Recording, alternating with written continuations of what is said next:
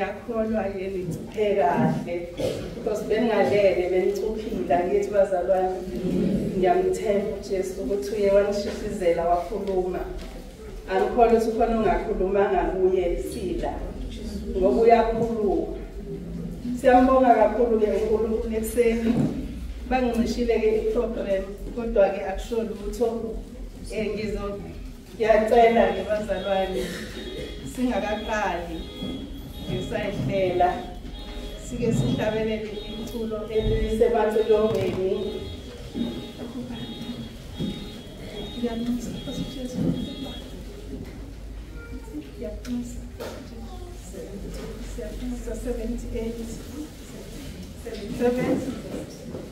Okay, ngicela sithulele ku-number 70 bazalwane. Yes, number 70.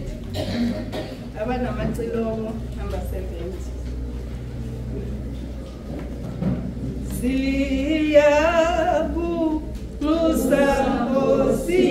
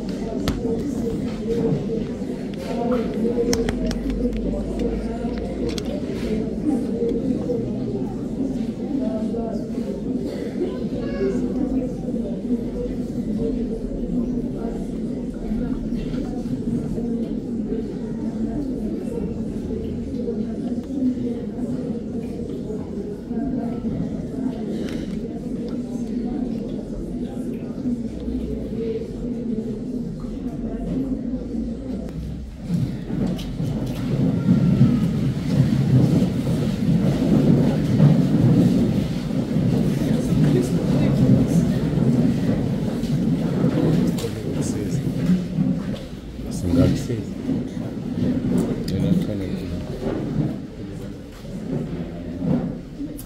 Kristu uyinkosi.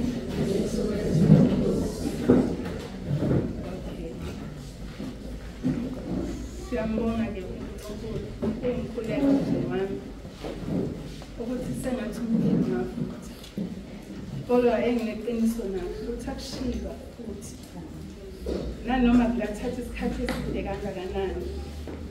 Ngicabanga indoda ewu-Abraham eyathenjiswa yahamba iminyaka kungenzeki. Siyakhuluma namhlanje. Iminyaka neminyaka kungenzeki isithembiso uNkulunkulu ayishiye. Kodwa senzeka. Angavunyelwa ayizwakali. Bazalwana singeke sike siphinjwe-ke imayiki sizokhuluma nje. Uma kwenzeka khona ongangizwa bantu yobuza komunye. Bese yobuza komunye. Ifonile kodwa ayisebenzi.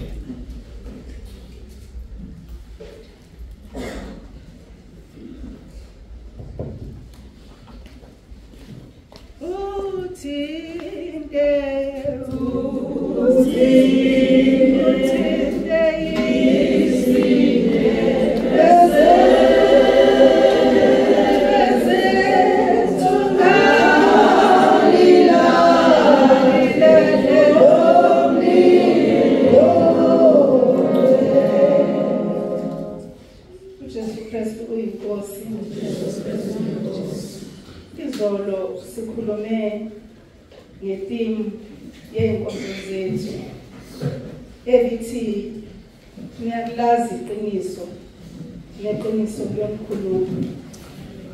Sakhuluma ngokuthi lingubani liyini iqiniso. Uthi mayebuza la uPilato ubuza kuJesu uqobo uthi iqiniso liyini na lapha kuJohane 18:38. Uthi-ke uJesu umphendula kukho konke ayekushilo uthi ngize ukuzogcwalisa iqiniso ukuzoliphelelisa uzolifakazela uJesu iqiniso. Kusho ukuthi iqiniso linguKristu, iqiniso liyizwi likaNkulunkulu, iqiniso liwumoya oyingcwele. So bazalwane besidlula-ke ngiyadlula-ke lapho.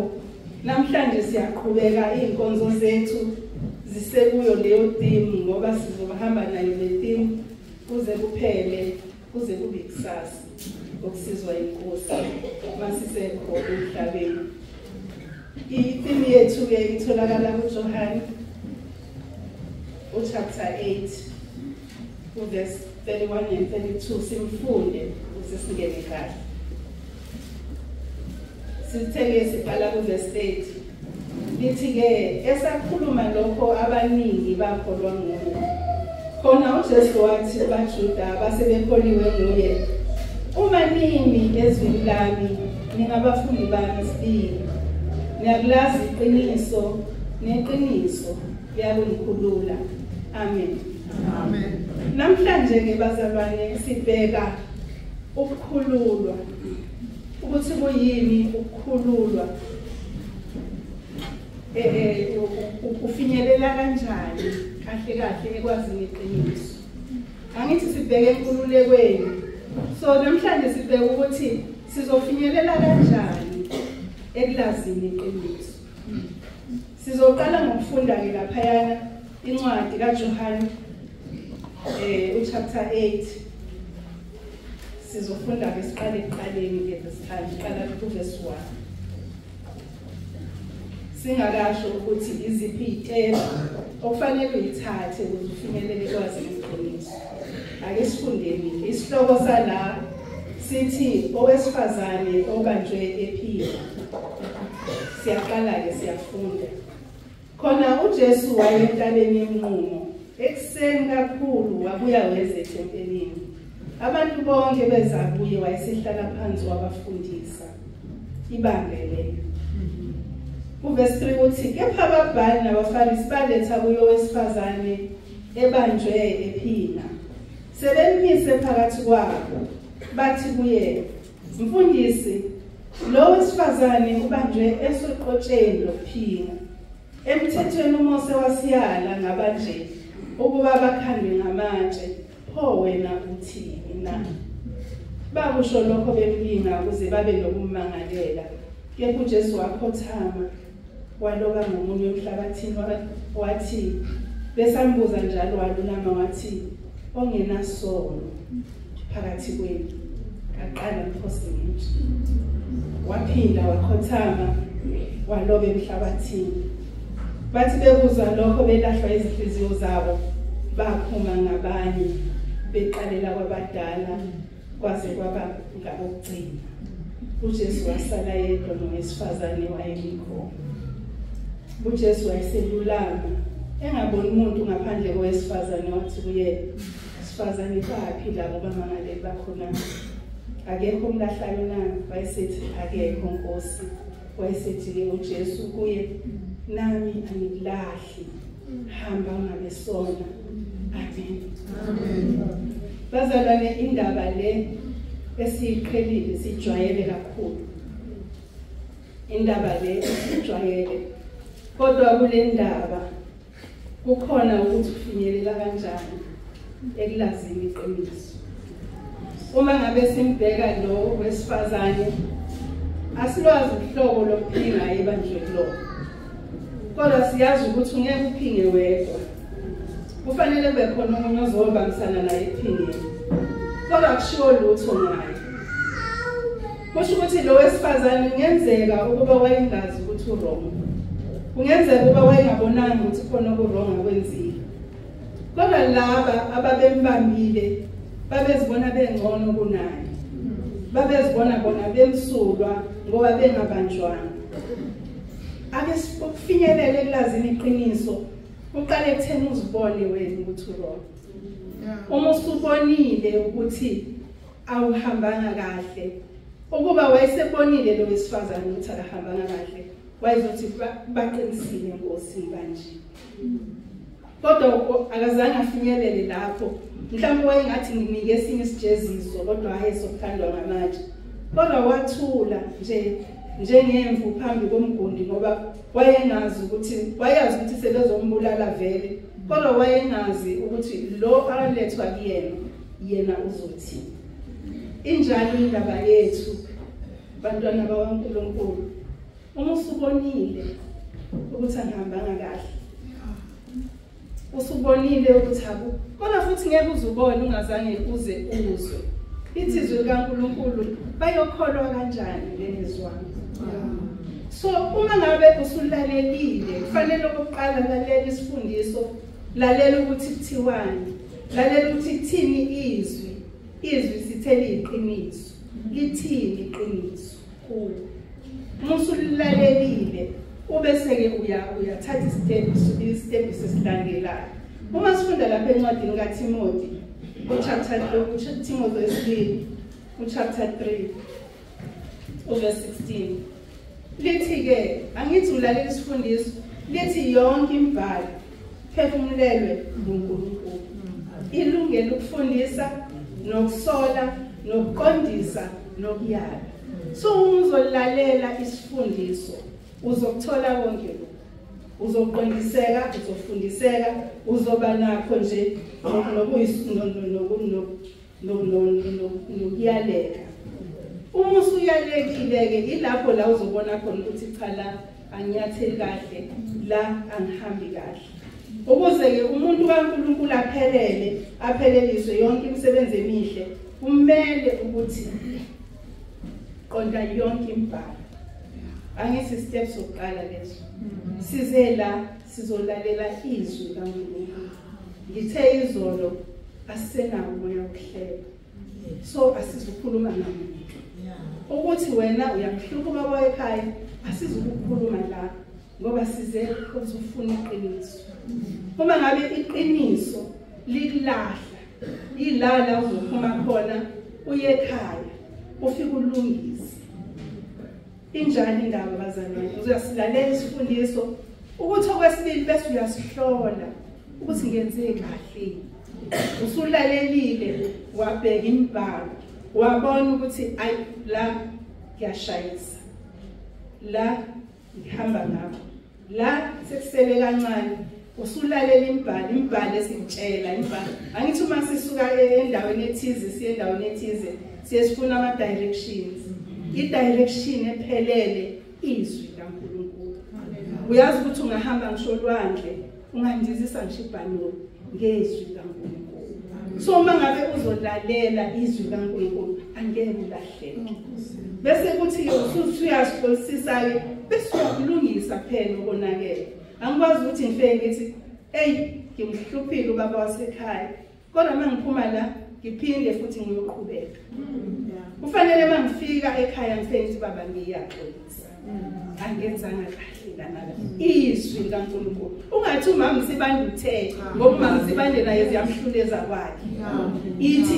izwi likaNkulunkulu lithi uma uzoma ezwini likaNkulunkulu you'll never go wrong usuyalungisa okonakele athi uJeremiah lapha uJeremiah 10 verse 24 athi ngiyale Jehova kepha ngokwehlulela kungabi ngentukuthelo yakho ufuna umenze inkelutho uNkulunkulu angakushabalalisi uma ngabe ezokuyala ethukuthelo kodwa uma ezokuyala ngokuqondisa uzoqonda uzoba ngofumanekile impela bese kuthi amaRoma 10 ayasichazela nje uverse 9 sihlale simusho ukuthi uma uvuma ke nomlomo ukholwa ngenhliziyo uyabona kuyoba ngokusindiswa kuwe kusho ukuthi usuyalungisa lapho indlela yakho uma ngabe sesidlulela esitephisini esilandelayo khumbula sikhuluma ngokufinyelela ekwazini iqiniso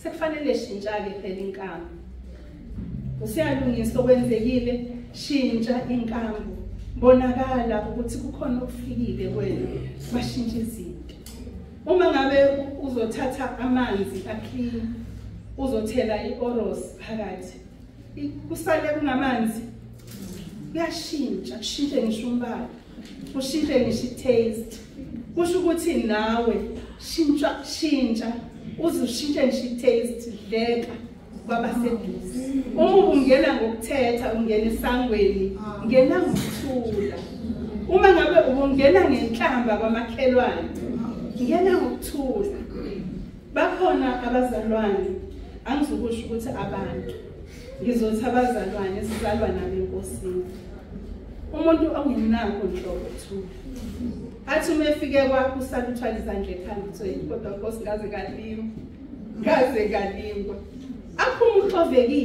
aphume uxovekile uxoveke ngisho ingane aphume umuntu ungakwazi ukubheka ingane yakhe emehlweni asishintsheni bazalwane sizolalela isifundiso asizile ukuzokhuluma ngamakhaya asizile ukuzohleba sizolalela iqiniso likaNkulunkulu shintsha inkambo yakho athi ke uCorinthians chapter 2 uCorinthians verse 2 chapter 7 verse 10 athi ngokuba udabuka okungokuNkulunkulu kuveza uphenduka uma uzodabuka phambi kwami ngeke uzuphenduka anginazulu ukukhumbula anginasibopho angikwazi ukubulala angikwazi ukubandisela iminyaka ngiyimi nje nami uzodabuka phambi kwami ngikusize ngani lutho kodwa uma uzodabuka kukaNkulunkulu phambi kaNkulunkulu uma siyovuma izono zethu kuba nalokuthi sizo oluqubukayo ukuthi Nkosi ngibonile kube nalolu sizo semphefumulweni udabuka phambi kaNkulunkulu uma udabuka phambi kaNkulunkulu uzothola ukuphenduka ikhona phela ongakusiza uma ngabe usuthola ukuphenduka inkambo yakho isishintshile usubonakala ngomunye umuntu bese kuthi number 5 ulungele ukuyalwa lungela phela ukuthi basazi ukusola ngoba awuzuthi usuka nje ukuba perfect awuzuthi usuka nje ube wenza kahle kulindele ukuthi sisazosho sithi umzalwane asihambi kanje noma ke sithi lithini izwi ngale nkambo usazoqoqeka kancane kancane kuneyinto ke abazalwane asebeyenza kulezi insuku athi umuntu ngoba uzwile kuthiwa into ethize njalo ayenziwa ebese yohlulela ngayo umzalwane yile nto esifunda lencwadi yile nto esifunda kuJohn chapter 8 ukuthi njengoba ngizomangalela wena nje mina ngimsuka yini njengoba mina ngizoshaya wena ngamatshe mina ngihlanzekile. Kubalulekile bazalwane ukuthi endleleni yokukholwa uqondiswe izwi kaNkulunkulu. Uma ngabe uyabuza mhlawumbe makube ubuza ukuthi ivesi leli lichaza ukuthini, musu ukuthi uzobuza ukuthi manje mamsibande njengoba mina ubaba wasekhaya ephuza mina ngenze njani. Lithini izwi kaNkulunkulu? Lithini izwi kaNkulunkulu? Siyawulazi bazalwane iqiniso futhi liyosikhulula, ngeke lize lisishiye obala. Athi amaHubo 118 verse 18 uJehova wangilaya nokungilaya kodwa akamnikelanga ifeni. Nanso-ke into enhle ngoNkulunkulu wethu ukuthi ngeke akunikele ifeni ngoba uzabuze athi kuyigugu yini, athi kuyigugu kimi ukufaka abangcwele bami, kodwa hayi omubi ngoba omubi uyebhujisweni. So siyaqaphela lokho ukuthi ekuhambeni kwethu bazalwane asihambe ngokuqaphela silazi iqiniso ngoba ilona elizosikhulula. Bese kuthi ekugcineni liphileke iqiniso. Phila ngeqiniso. Musukusho ukuthi hayi lo akadlulela ekhaya kaye kwaba njengaye ngoba mhlawumbe uNkulunkulu umthume kuwo. Ngabuka indaba yeinkawu bazalwane ngihlala ngihlushwa inkawu lapha la ngihlala khona. Manje inkawu zidla kwasani, zidle wena mbali yami engitshalile, zidle wena sithombe ngithi ngiyasitshala, zidla kwasani, zingene nje endlini, zidle wena sinkwa, zidle kwasani. Bese afike labo umpostoli athi sithunywe uNkulunkulu leso silwane. Ngithi maye uNkulunkulu waze wangitholisa. Bazalwane akukho futhi engakwenza ngoba inkawu ayikwazi ukungiphendula.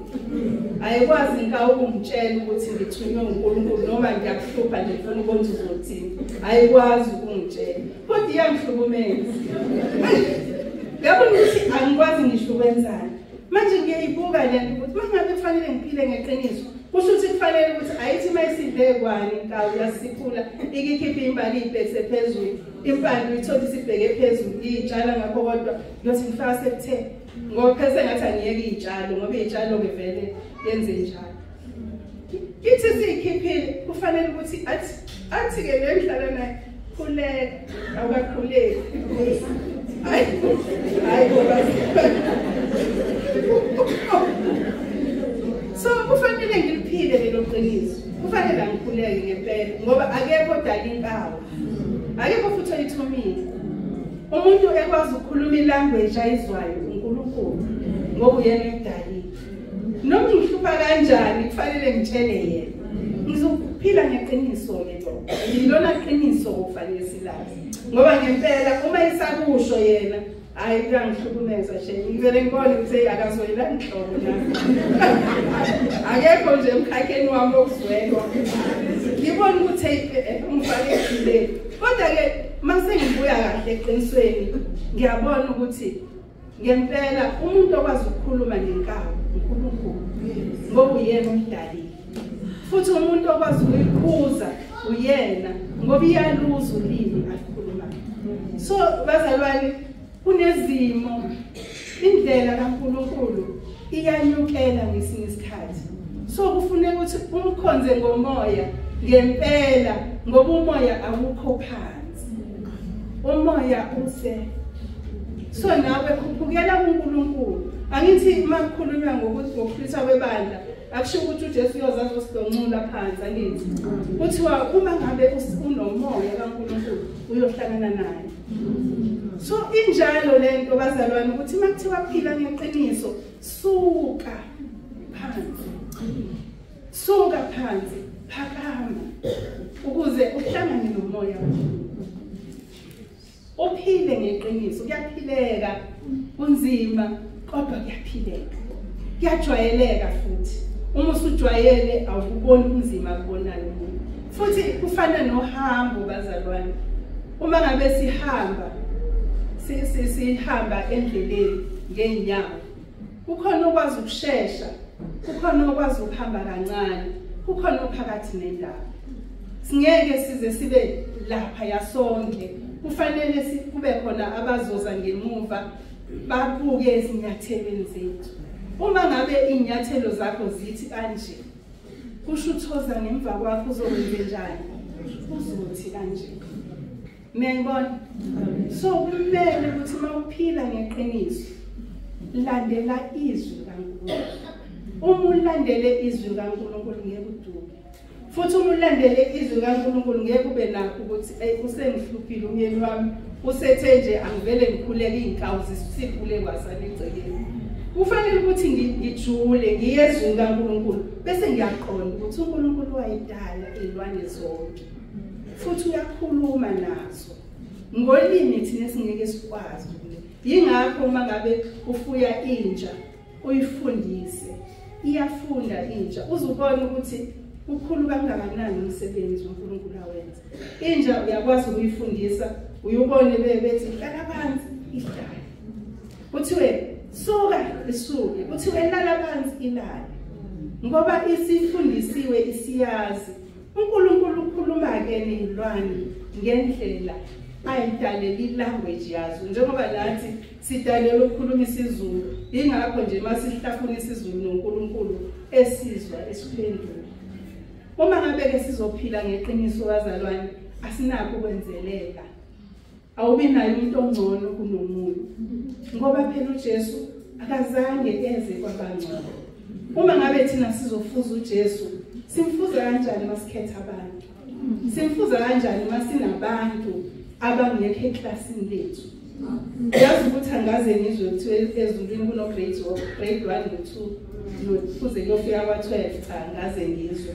Mhlambe ngisazoza. Kodwa nje ingakho ngoba uNkulunkulu wayengafuni ube khona ongcono kunomuntu. And uthi uthando lwami lunanele. Akasho ukuthi lwanele obani nobani. Uthi lunanele. Uwena ukuphuma phansi kwe-umbrella yothando kaNkulunkulu nomhlaba. Siyaphuma ke bazalwane ngenxa yokuthi kuthiwa isolwele umfulu ugcwele. Makuthiwa isolwele kuthiwe utshani buhlaza ngale kulela cala. Ubona ungathi kungcono ngapha izinto zakhona ziyashesha. Kanti usuphuma phansi kwe-umbrella kaNkulunkulu. Thando lwakhe athi funani kuqala umbuso wakhe. Zonke lezo zinto zizokwaneze. Uma ekubala lezo zinto ubala inkinga zethu zonke. Uyabona konke esidingayo usuke kufaka lapho. Uma uthi inkosi ngiphe ukukholwa ukuba ngigudluza izintaba uyakufaka lapho. Uma uthi inkosi ngiphe ukuba ngingasweli uyakufaka lapho uNkulunkulu. Uthi zonke. Kodwa uma ufune eqala umbuzo. Uma waze iqiniso lakhulula. Liyakhulula ke iqiniso bazalwane. Likhulula libeke lapha yana usho njalo uMathewu 6:33 ukuthi mina ngiqala umbuso.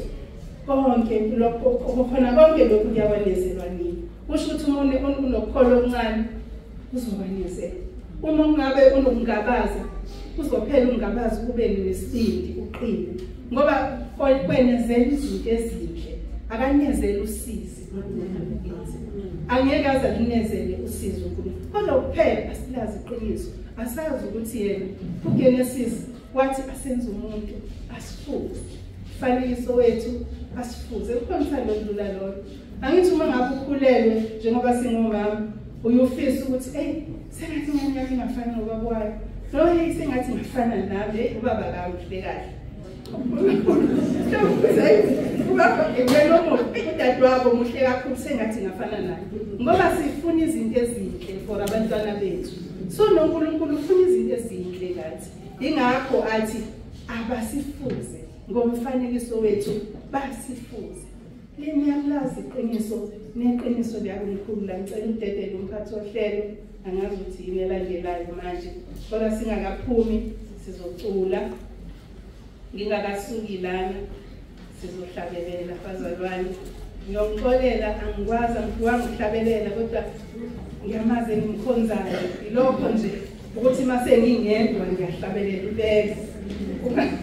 Ngihlabelela ibele nje kushise phansi. Ezwe lo wangiphizwe elincane elingekho.